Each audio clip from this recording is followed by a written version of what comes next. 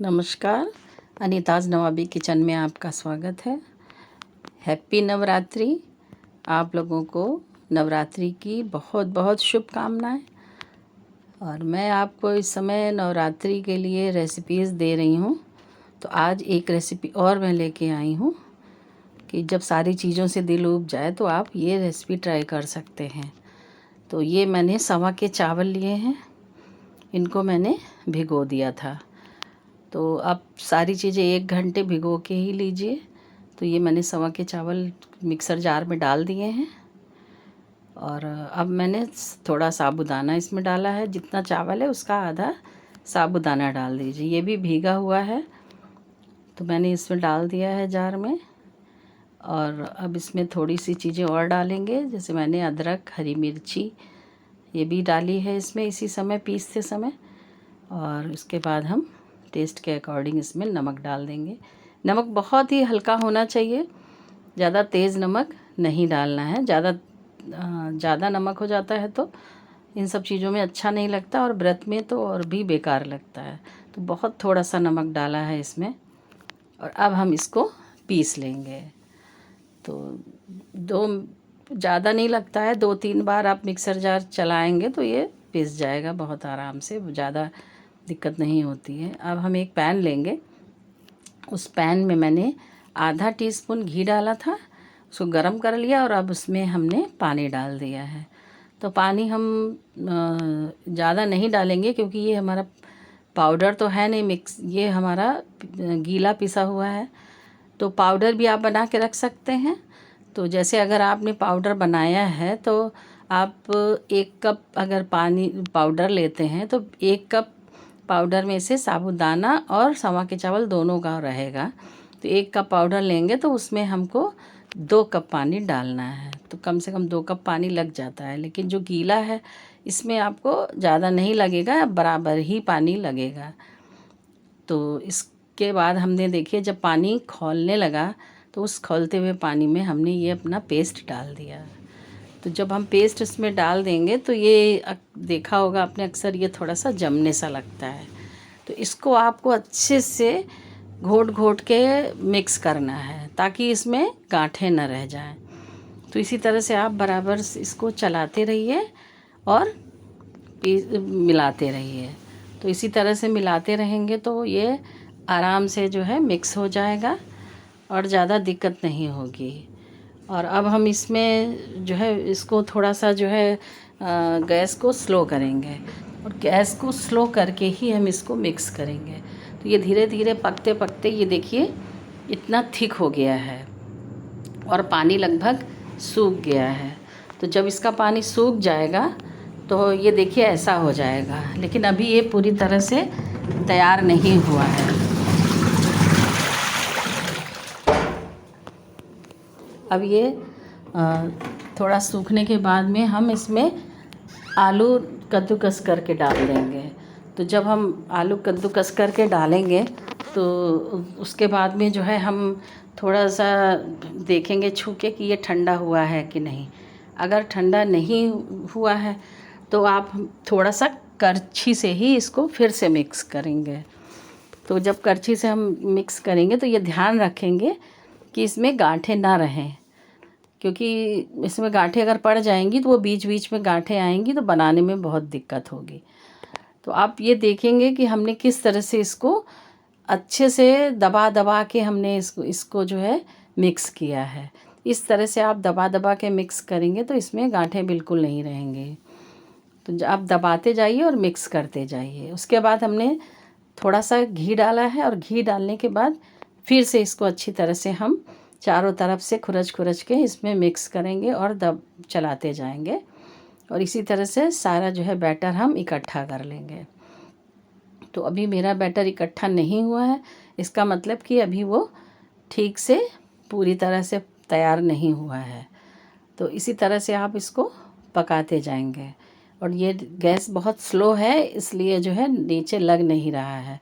तो gas slow ही रखिएगा, ये सब प्रोसेस तेज़ गैस पे नहीं करिएगा। इसी तरह से दबा दबा के हम देखिए निकालते जाएंगे और खुरच खुरच के चारों तरफ से ये निकालते जाएंगे। इसमें थोड़ा सा टाइम ज़रूर लगता है लेकिन एक बार आप करके रख लीजिए तो इसको आप बाद में भी यूज़ कर सकते हैं। अगर आप पूरे नवरात्र रह रहे हैं तो आप एक बार अगर ये करके रख लेंगे तो 1-2 दिन आप खा सकते हैं। फ्रिज में आप रख लीजिएगा तो ये बढ़िया रहता है, इसमें कोई दिक्कत नहीं होती बनाने में। और ये देखिए हमारा बैटर अब जो थोड़ा सा छूने लायक हो गया है। तो जब ये छूने लायक हो जाएगा तब हम इसको हाथ से मसलेंगे। तो जब हम हाथ से मसलेंगे, और इस समय हमने गैस ऑफ़ कर दी है, ये मैंने बताना भूल गई मैं। तो ये गैस मैंने ऑफ़ कर दी थी और उसके बाद भी थोड़ी देर तक इसको ठंडा करते रहे, और ठंडा करने के बाद में हाथ से मसल के चिकना किया है इसको। तो जब ये चिकना हो जाएगा तो हम हाथ में घी लगा के इसके बड़े बना लेंगे। ये देखिए हम जो है बड़े बना रहे हैं। आप अपने हिसाब से जैसे भी चाहें उतने बड़े आप बना लीजिएगा, छोटे बड़े जैसे चाहें। और इस तरह से सारे बड़े हम बना के रख लेंगे। और बना के रखने के बाद में हम इन बड़ों के लिए कढ़ाई में तेल या घी निकालेंगे। और ये देखिए हमने मूंगफली का तेल लिया है। अगर आप चाहें तो घी में भी तल सकते हैं। मुझे घी का तला हुआ नहीं अच्छा लगता है, हमारे घर में लोग मूंगफली का तेल ही व्रत में खाते हैं, तो इसलिए मैंने मूंगफली का तेल लिया है। आप इसको घी में भी तल सकते हैं। तो इस तरह से देखिए आप, ये तेल हमारा एकदम गर्म हो गया है। ये ध्यान रखिएगा कि तेल एकदम गर्म होना चाहिए। जब ये ज़्यादा गर्म होगा तभी बड़े आपके कुरकुरे और अच्छे बनेंगे, नहीं तो ये सॉफ्ट हो जाएंगे और तेल को पी लेंगे। तो इसलिए आप जो है तेज़ गर्म में ही डालिएगा। जब आपने तेज़ गर्म में डाला है उसके बाद जब एक साइड पक जाएगा तब थोड़ा सा गैस मीडियम कर दीजिएगा, और उसके बाद में आप इनको उलट पुलट के पकाते रहिए। तो जितना आपको चाहिए उस हिसाब से आप पका लीजिए। क्योंकि मैंने जो है बड़े दही में भिगोने के लिए बनाए हैं, इसलिए मैं बहुत ज़्यादा लाल नहीं करूँगी, क्योंकि ये मटेरियल तो वैसे भी पका हुआ है तो इसमें बहुत ज़्यादा कच्चापन नहीं आएगा। आप इनको हल्का गुलाबी बस तल लीजिए और उसके बाद में निकाल लीजिए। तो ये मेरे बड़े हल्के गुलाबी हो गए हैं और अब हम इनको निकाल लेंगे। इसी तरह से आप बाकी के बड़े भी बनाते रहिए। तो आप मेरा वीडियो पूरा देखा करिए, तभी आपको सारी चीज़ें सही से पता होंगी। और मेरे चैनल को सब्सक्राइब करिए, लाइक करिए और शेयर करिए। और ये देखिए बड़े मेरे निकालने लायक हो गए हैं। इसी तरह से आप इनको सारे बड़े तल के रख लीजिए, और उसके बाद में आप इनको दही में बाद में डिबोएंगे। तो ये बड़े मेरे निकाल के मैंने रख लिए हैं। अब हम इनको दही में डिबोने जा रहे हैं।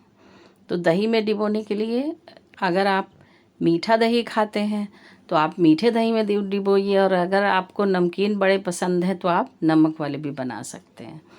तो ये मैंने पानी लिया है। तो इस पानी में एक चीज़ ध्यान रखने वाली है कि अगर आपके बड़े ठंडे हैं और उसके बाद आपको डालना है, क्योंकि ये बड़े आप बना के फ्रिज में भी रख सकते हैं। फ्रिज में रख लीजिए और जब खाना हो तो 15-20 मिनट के लिए इनको गर्म पानी में डालिए, और गर्म पानी में डालने के बाद में इनको थोड़ी देर में दबा के निकाल के और फिर उसके बाद दही में डालिए। तो आप हल्के हाथ से इसको निचोड़िएगा, बहुत तेज़ दबाना नहीं है, ताकि इसका सारा पानी निकल जाए। और उसके बाद मैंने दही में डाल के ये आधा घंटा रखे रहने दिया है।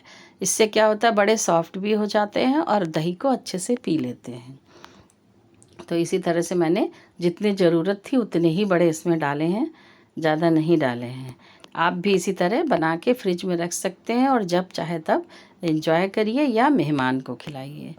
और अब मैंने दही रख दिया है डाल के दही में, और अब हम इसको सर्व करेंगे। तो सर्व करने के लिए मैंने ज़्यादा कुछ नहीं किया है, सिर्फ भुना हुआ जीरा और लाल मिर्ची का पाउडर, थोड़ा सा